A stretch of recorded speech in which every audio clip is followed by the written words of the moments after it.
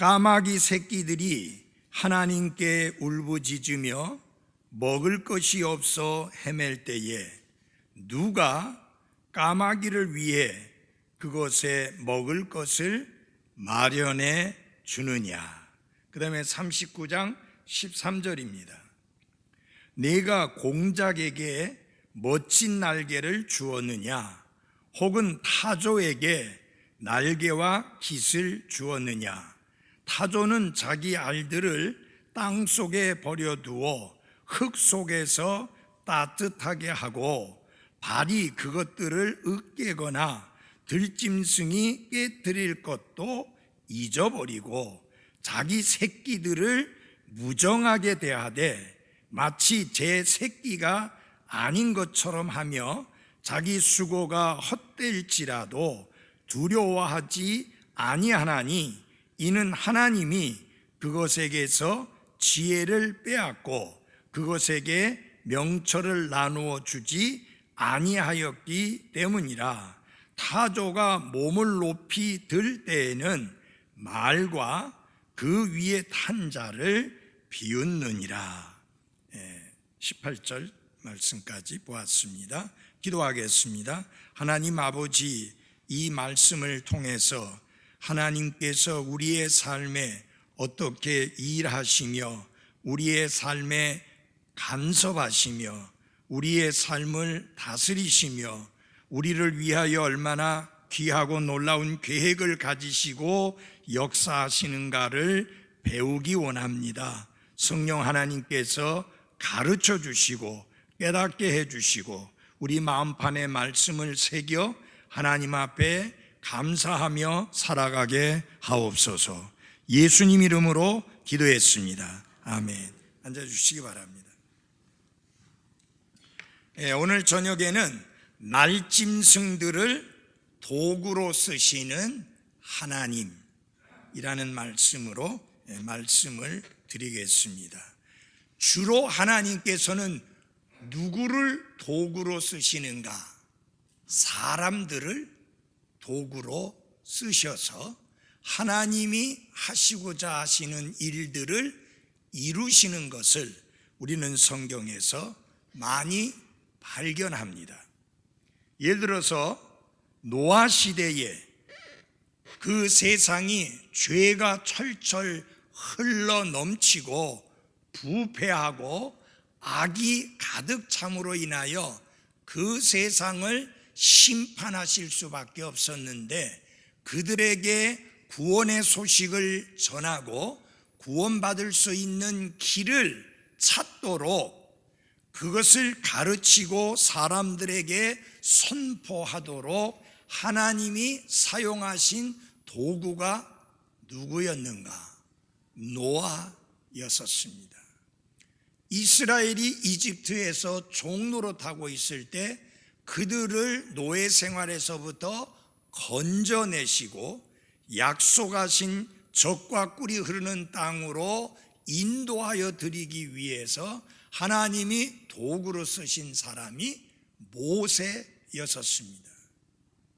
이렇게 하나님은 사람들을 들어 쓰시어서 하나님의 뜻을 이루시며 하나님이 하시고자 하시는 일들을 행하시는 것을 우리가 성경에서 많이 찾아보게 됩니다.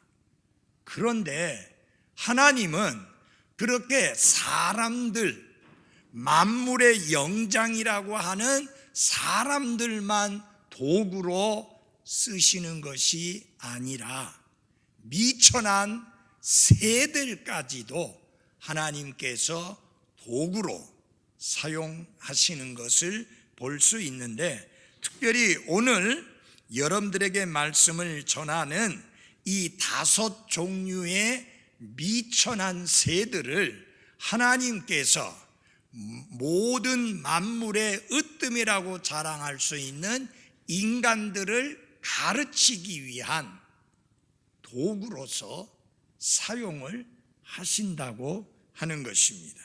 첫 번째, 하나님은 무엇을 도구로 사용하셔서 우리에게 귀한 진리를 가르쳐 주시는가? 까마귀입니다. 첫 번째, 하나님이 날짐승들을 도구로 쓰신다고 했는데, 하나님이 도구로 쓰시는 날짐승 중에 첫 번째 날짐승이 뭐냐? 까마귀입니다. 41절을 봐주십시오. 까마귀 새끼들이 하나님께 울부짖으며 먹을 것이 없어 헤맬 때에 누가 까마귀를 위해 그것에 먹을 것을 마련해 주느냐? 욥이 까마귀 새끼를 먹이는 법을 알았을까요? 그는 알지 못했습니다. 그 까마귀 새끼들이 굶주린 것을 알기나 했을까요? 아닙니다. 그리고 그 까마귀 새끼들을 먹이기 위해서 그 먹이를 어디서 찾을 수 있는지 욥이 알았을까요? 전혀 아닙니다.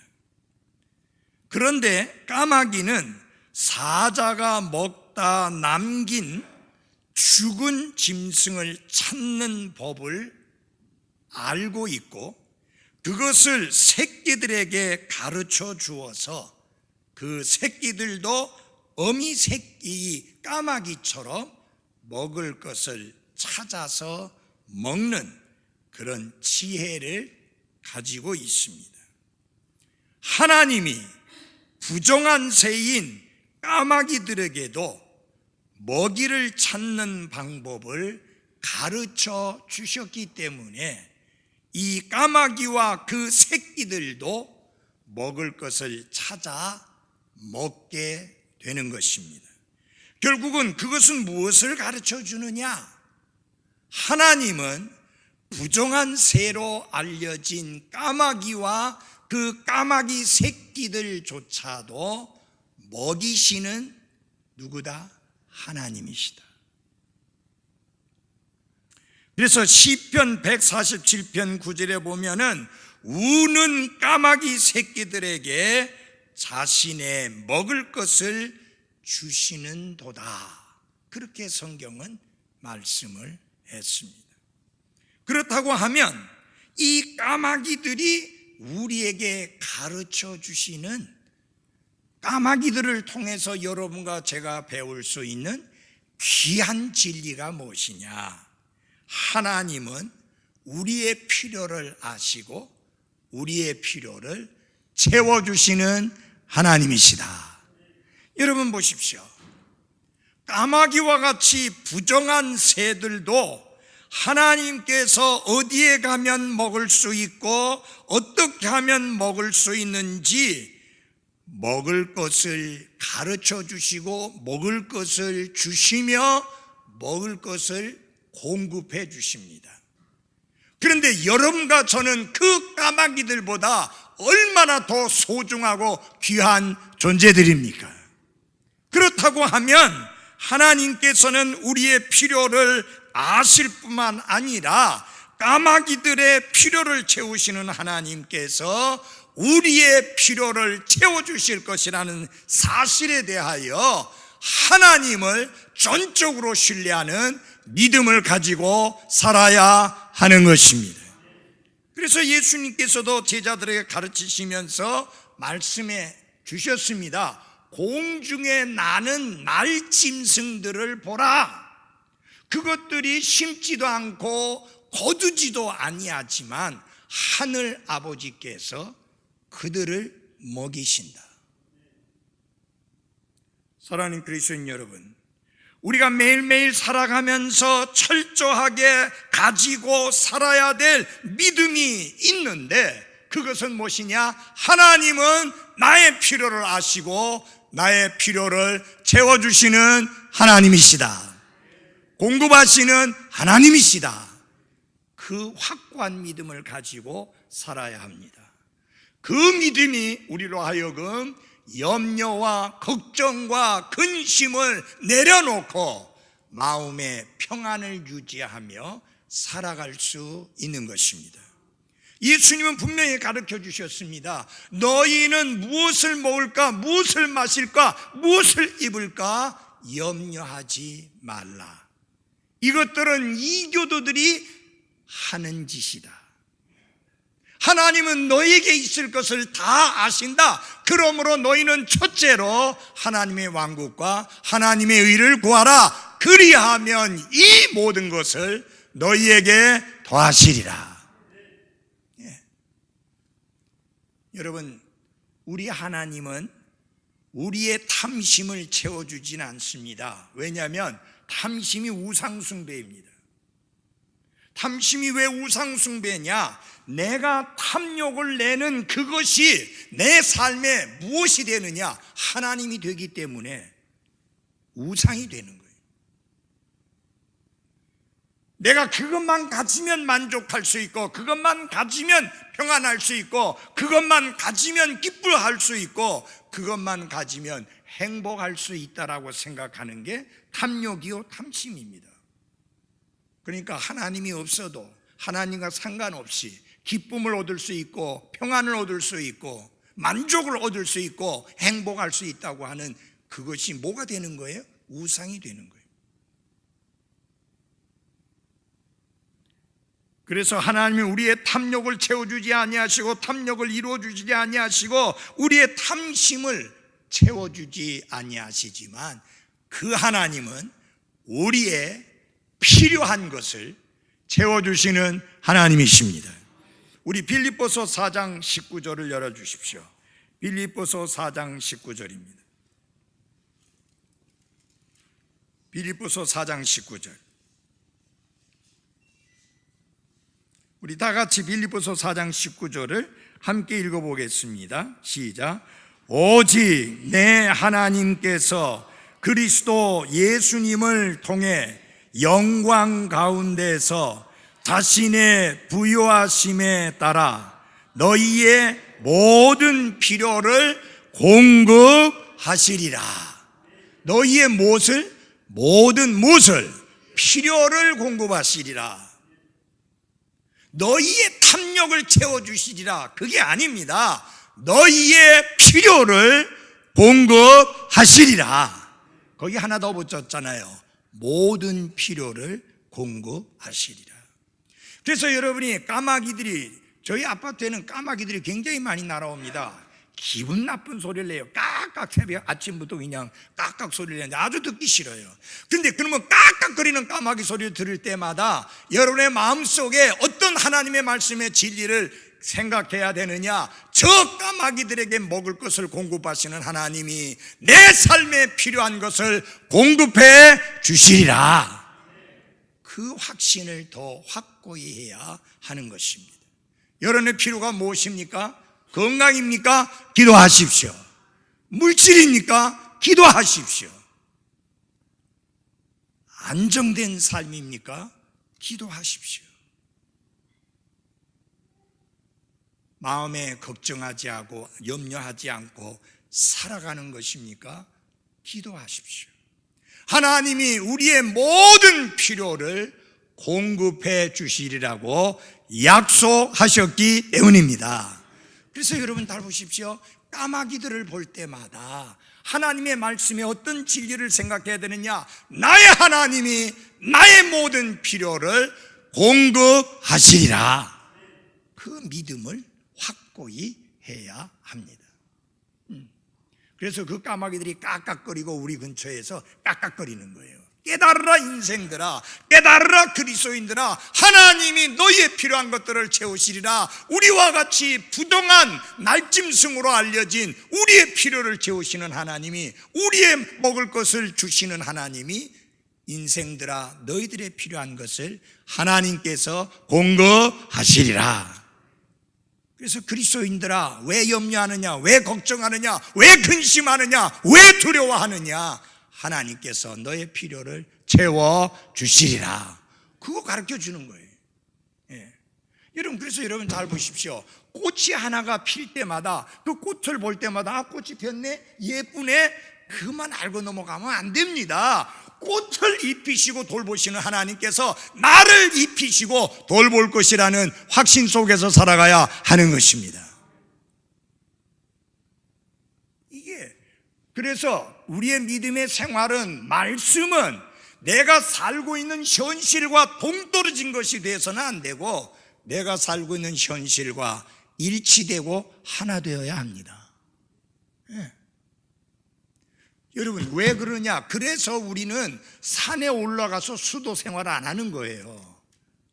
속세를 떠나서 산속으로 기어 들어가는 게 아닌 거예요. 왜? 그리스도인의 삶은 이 세상에서 드러나야 되고 나타나야 하기 때문인 것입니다. 이런 빛은 감추면 안 돼요. 드러내야 돼요. 밝히기 위해서 있는 거잖아요. 이 죄와 어둠의 세상에서. 자, 먹을 것을 위해서 하나님을 의지하는 까마귀의 모습은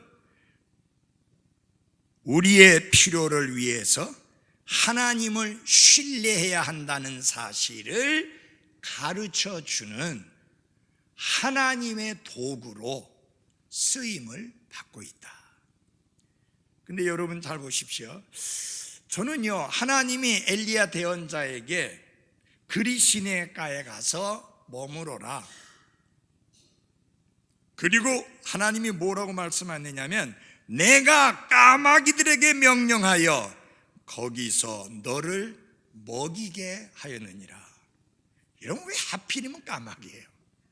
그 부정한 새. 참 하나님의 생각은 우리의 생각하고 달라요. 맞아요? 무슨 뭐 다른 새들도 많이 있는데 여러분들 중에 까마귀 좋아하는 사람이 있어요? 없어요. 거의 사람들이라면 까마귀 다 안 좋아할 거예요. 왜 그런 까마귀를 통해서? 까마귀들이 아침에 빵과 고기를 그에게 가져오고 저녁에 빵과 고기를 가져왔다. 이거 보니까 하루에 2끼 먹는 게 맞더라고요. 하나님이 점심은 안 주셨잖아요. 아침 주시고 저녁 주시고. 두 번째, 타조입니다. 이 타조에 대해서는 길게 말씀하셨어요. 13절에서 18절까지 말씀을 했는데 이것은 우리에게 어떤 사실을 가르쳐 주느냐? 인간의 이해를 뛰어넘는 하나님의 계획과 섭리를 가르쳐 주십니다. 자, 타조를 한번 생각해 보십시오. 이게 개역 성경에는요, 그 앞에, 타조 앞에 공작이 나오는데 이 공작에 관한 내용은 전혀 없습니다. 한번 13절을 제가 읽어 드릴 테니까 한번 비교해 보십시오. 전혀 다릅니다. 타조는 즐거이 그 날개를 친다마는 그 깃과 털이 인자를 베푸느냐. 너무 다르죠? 네. 자, 이 타조가 날개가 있긴 있어요. 근데 날 수 있나요? 못 나나요? 못 날아요. 그래서 타조가 날개로 할 수 있는 일이란 부채질밖에 없어요. 날지도 못하면서 뛰기는 말보다 더 빨리 뛰는 이 타조를 하나님은 왜 만드셨을까요?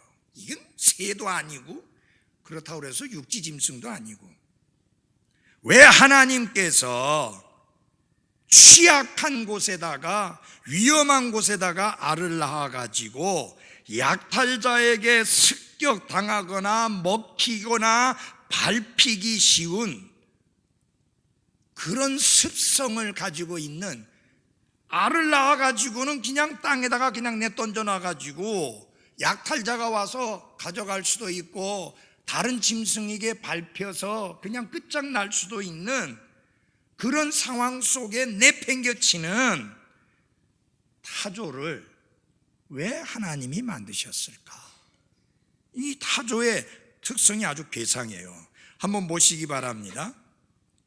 타조는 14절입니다. 타조는 자기 알들을 땅 속에 버려두어 흙 속에서 따뜻하게 하고 발이 그것들을 으깨거나 들짐승들이 깨뜨릴 것도 잊어버리고 자기 새끼들을 무정하게 대하되 마치 제 새끼가 아닌 것처럼 하며 자기 수고가 헛될지라도 두려워하지 아니하나니. 아니 이제 알을 낳았어요. 그럼 이거를 안전하게 잘 보존해서 새끼가 나오게 해줘야 되는데 그냥 땅에다가 내팽개쳐 놓고 무정하게 내버려 놔둔다. 마치 제 새끼가 아닌 것처럼 그렇게 한다. 그래서 이 괴상한 특성과 습성을 가진 괴상하게 생긴 새인 타조를 하나님이 말씀을 하시는데, 왜 타조를 이렇게 말씀을 하시느냐? 여기서 강조하는 핵심 중에 하나는 뭐냐면, 욥아, 너는 지금 타조가 왜 그렇게 하는지 설명할 수 있느냐? 이해하지 못하지 않느냐?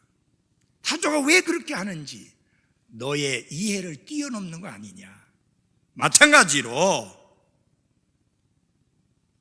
하나님께서 너의 삶에 지금 하나님이 하시는 일을 네가 이해하지 못하는 것이 아니냐? 내 생각에는 타조가 그 새끼가 태어나게 된 알을 무정하게 그냥 팽겨쳐 놓은 것처럼 하나님께서 마치 너를 무정하게 팽겨쳐 놓은 것처럼 그렇게 생각하고 있지 않느냐, 그렇게 지금 말씀을 하는 것입니다. 사랑하는 여러분, 여러분과 제가 인생을 살다 보면 그리스도인으로서 우리가 경험하는 것 중에 하나가 뭐냐? 하나님 너무 무정하시다. 어떻게 그분의 자녀된 나의 삶에 이런 일을 허락하시고 이런 일이 일어나게 하시고 이런 경우가 생기게 하는가? 우리의 이해를 뛰어넘는 하나님의 섭리에 대하여 우리가 알 길이 없을 때가 많습니다. 타조를 통해서 우리가 배우는 것은 뭐냐? 하나님이 우리의 인생에서 행하고 계신 일에 대한 신비는 우리의 이해를 벗어나 있다. 그래서 사랑하는 여러분, 때로는 여러분과 저의 삶 속에 이해도 되지 않고 납득도 되지 않는 그런 일들이 일어나는 것을 하나님이 막으실 수 있음에도 불구하고 허용하시는 경우가 있는데, 그때마다 우리가 깨달아야 될 게 있습니다. 우리는 설명으로 사는 게 아니라 믿음으로 사는 사람들이다. 하나님은 모든 것을 우리에게 충분히 납득이 가게 이해시키고 알게 해주시는 하나님이 아니십니다.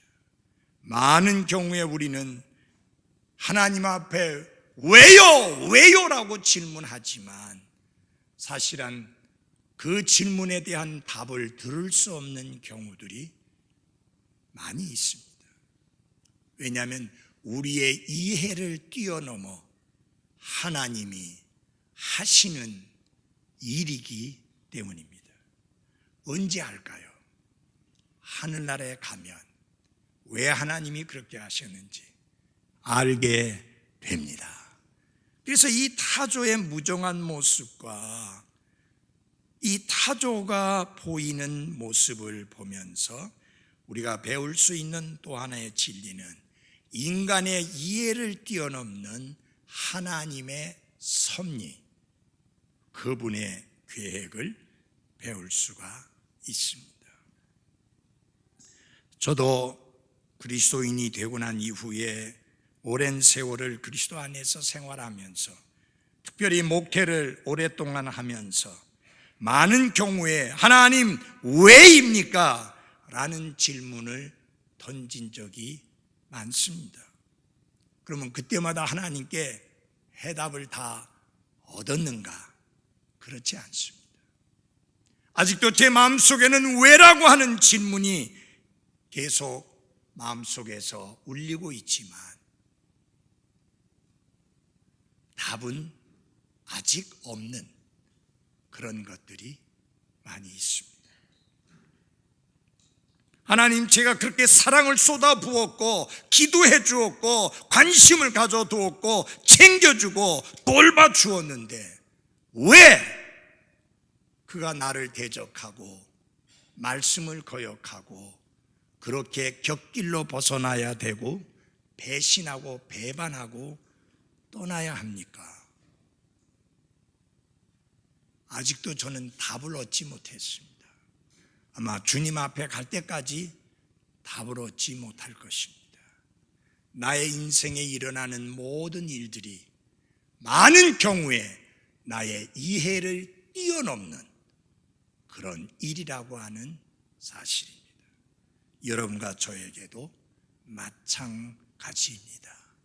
여기 성경에 보니까 하나님께서 타조에게서 지혜를 빼앗고 그것에게 명철을 주지 아니했기 때문에 한마디로 말해서 멍청해서 그렇게 한다 그 말이잖아요. 그 왜 멍청하느냐? 하나님이 지혜 주지 아니하시고 명철을 빼앗아서 그렇다. 그런데 여러분, 하나님 무정한 것 같지만 그렇지 않은 이유가 뭐냐면 타조가 몸을 높이 들 때에는 말과 그 위에 탄 자를 비우느니라. 말보다 훨씬 더 빨리 달린다. 그에게도 그런 장점과 능력을 하나님이 주셨다 그 말이죠. 사랑하는 여러분, 여러분들 생각할 때 왜 하나님은 나에게 이것도 안 주고 저것도 안 주고 그런 생각하지만 가만히 돌아보시면 여러분은 다른 사람에게 없는 아주 다른 귀한 것이 있습니다. 문제는 그것을 빨리 찾지 못해서 그렇지 찾아보면 그런 게 다 있어요. 그래서 하나님은 절대 여러분과 저에게 불공평하신 하나님이 아니라 공평하신 하나님인 것을 알고 감사하며 살아가십시오. 말씀드렸지만 우리는 모든 것을 다 이 땅에서 이해할 수 없습니다. 그리고 인생은 설명으로 사는 게 아니라 믿음으로 살아야 하는 것입니다. 그 다음에 39장 26절입니다. 욥기 39장 26절입니다.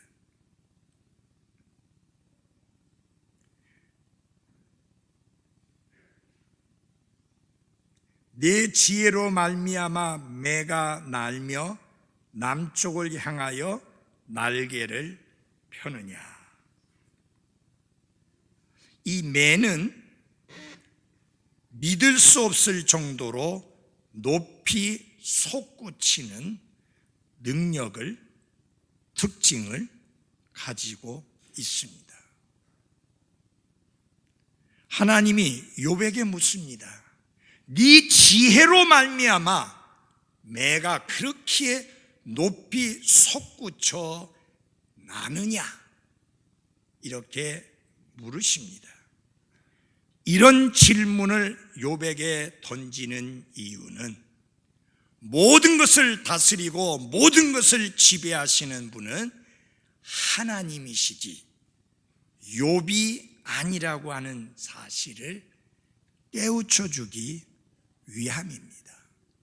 종종요, 여러분과 저의 삶 속에서 일어나는 많은 일들을 통해서 하나님이 우리가 배우기 원하는 게 무엇이냐? 하나님께서 모든 것을 다스리신다. 하나님이 모든 것의 통치자이시다.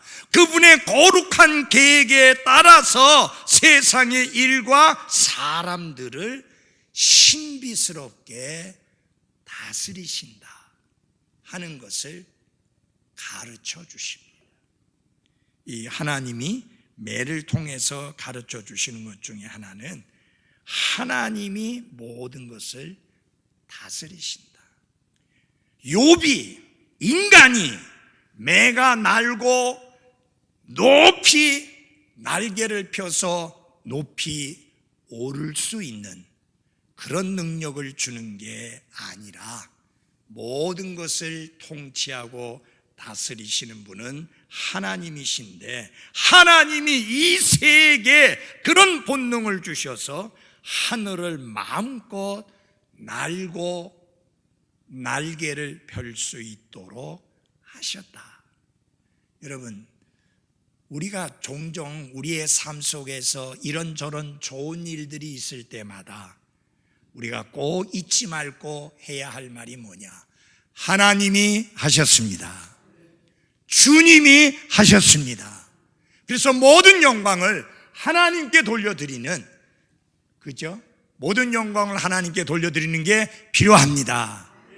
너무나 많은 경우에 그렇게 이야기하면 참 대단하네요, 놀라우네요. 그러면 뭐라고 답합니까? 어떤 사람들은 제가 애 많이 썼습니다.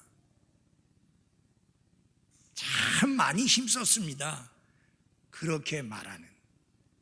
그래서 하나님의 영광을 가로채는 우리 그리스도인의 입에서는 그렇게 나와야 될 게 아니라, 그런 말을 들을 때마다 우리의 입술에서 나와야 될 말은 무슨 말이냐?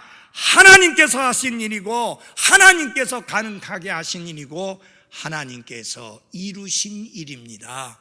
그 모든 것은 하나님이 하신 것이요, 그러므로 모든 영광은 하나님께로만 돌아가야 하는 것입니다. 굉장히 중요한 일입니다. 하나님이 묻습니다. 네 지혜로 말미암아 매가 날며 남쪽을 향해서 날개를 펴느냐?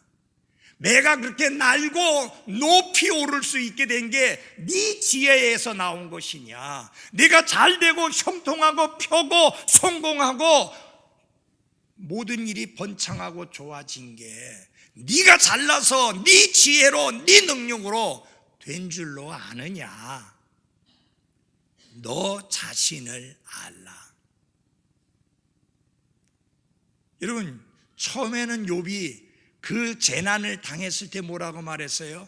주신 분도 하나님이요, 거두어 가시는 분도 하나님이라고 했는데, 시간이 점점 흐르면서 그게 흐려지는 거예요. 하나님께 복을 받았은 즉 재앙도 받지 않겠느냐? 왜 항상 복만 받을 걸 생각하느냐? 재앙도 받을 수 있다. 그런 신앙이었던 사람이 시간이 점점 흘러가면서 왜 의인이 고난당하게 합니까? 왜 의인이 고통당하게 합니까? 나는 하나님 앞에서 의로운 자입니다. 근데 왜 의로운 자가 고통당하게 합니까? 하나님, 이건 불공평합니다.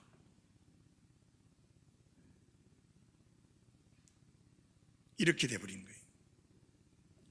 그래서 하나님이 욥에게 가르치시는 게 뭐냐?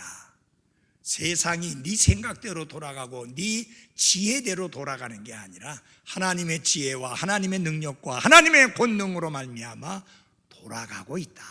내가 모든 것을, 우주 만물을 다스리는 통치자이다 라는 사실을 가르쳐 줍니다.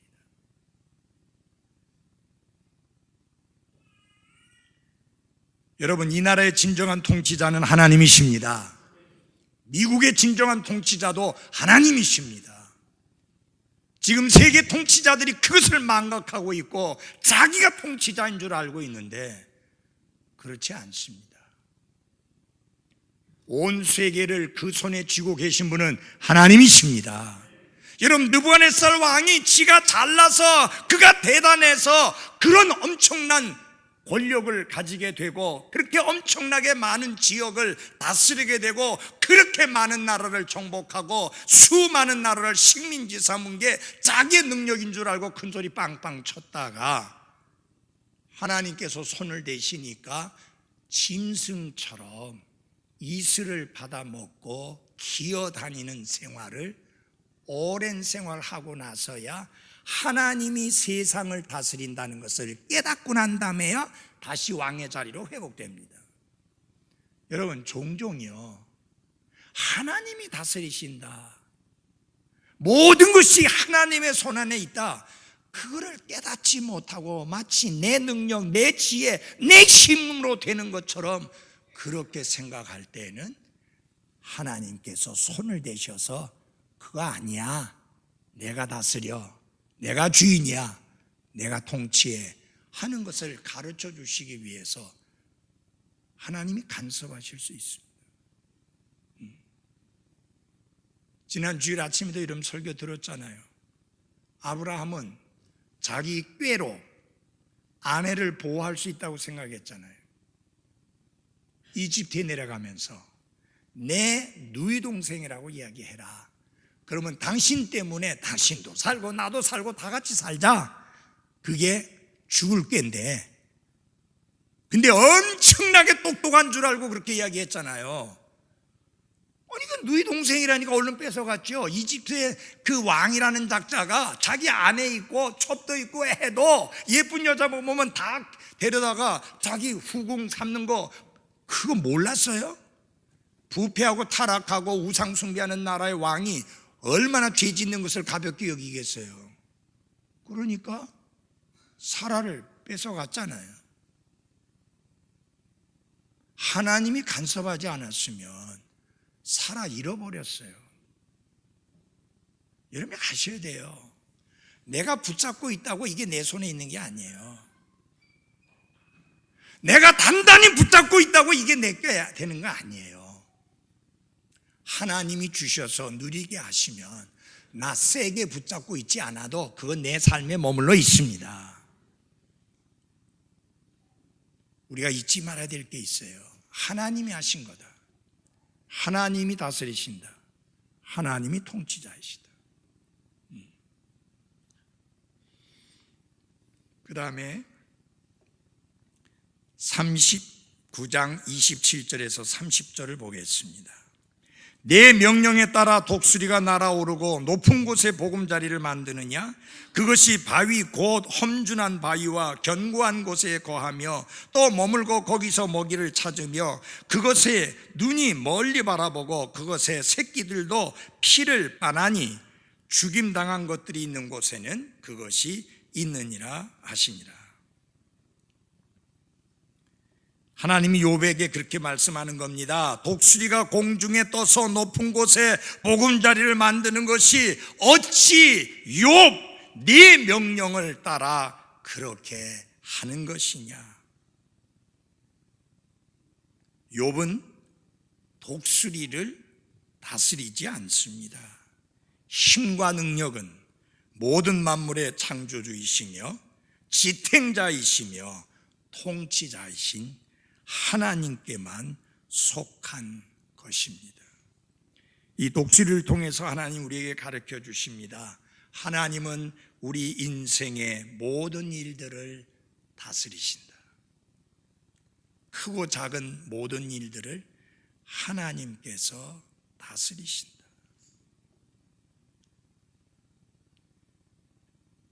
독수리는 하나님이 주신 비상한 시력으로 멀리 볼 수 있습니다. 시체를 곧잘 찾아내서 자기와 새끼의 먹이로 삼습니다. 그래서 독수리 새끼들조차도 아기 독수리들조차도 죽은 짐승의 피를 빱니다. 왜? 하나님이 그들을 그렇게 지으셨기 때문입니다. 결국 여러분과 저의 삶 속에서도 우리의 인생 환경도 하나님이 다스리신다. 결국은 하나님의 손 밖에 있는 것은 하나도 없다. 하나님은 이런 정말 하찮은 날짐승들을 통해서 여러분과 저를 가르치십니다. 하나님은 인생의 모든 일들을 다스리신다. 하나님은 모든 것의 통치자이시다. 나라, 권력, 나의 인생, 여러분의 인생, 우리가 하는 일, 우리의 사업, 그 모든 것의 통치자가 하나님이시다.